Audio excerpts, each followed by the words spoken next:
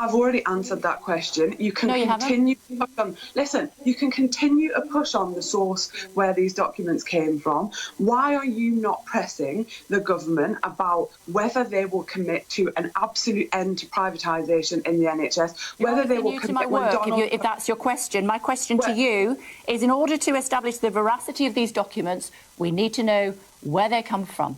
These are official government documents. We know that is true, don't we? Nobody has refuted that. These are official government documents. So you can continue down the line of questioning about where they come from. I've already answered that. I'm not privy to that information. No, you haven't. You haven't.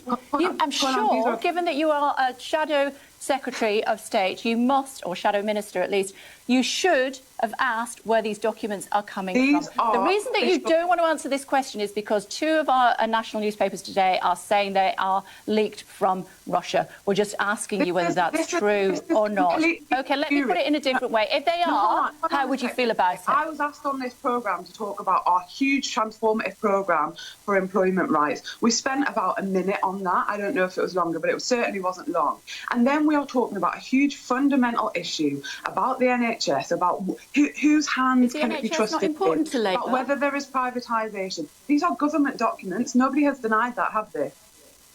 Is the NHS not important to Labour?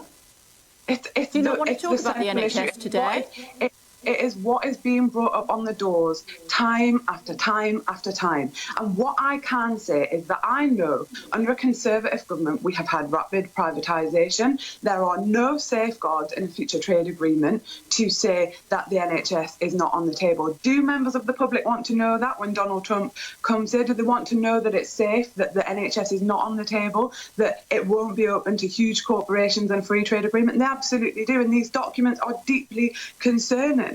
And we should be questioning the content of those, not by how the Labour Party got them. These are speculation, isn't it? As you say, you had that document. It was with US objectives. No government and no politician has agreed or signed up to any of it. So as I say again, why are you saying to people they'll have to pay £10,000 or more for cancer treatment on the NHS? You're making it up. Well, Oh, Joe. Well, is it in the Tory manifesto? Is it in that document? Where is it? I've looked for it. I can't find it. It's a serious one, that, Joe. That's a serious thing to say. But look, we just heard from Dr. Liam Fox. We've had it all morning. The media have got themselves into a febrile sweat over where the document came from.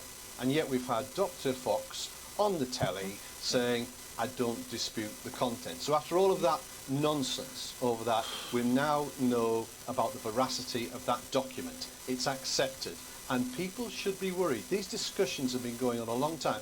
What do you think they were doing? They were doing it for the good of their own health, having conversations with American officials and American pharma. They did it to progress discussions about a deal. All right. And that should worry us. They want in.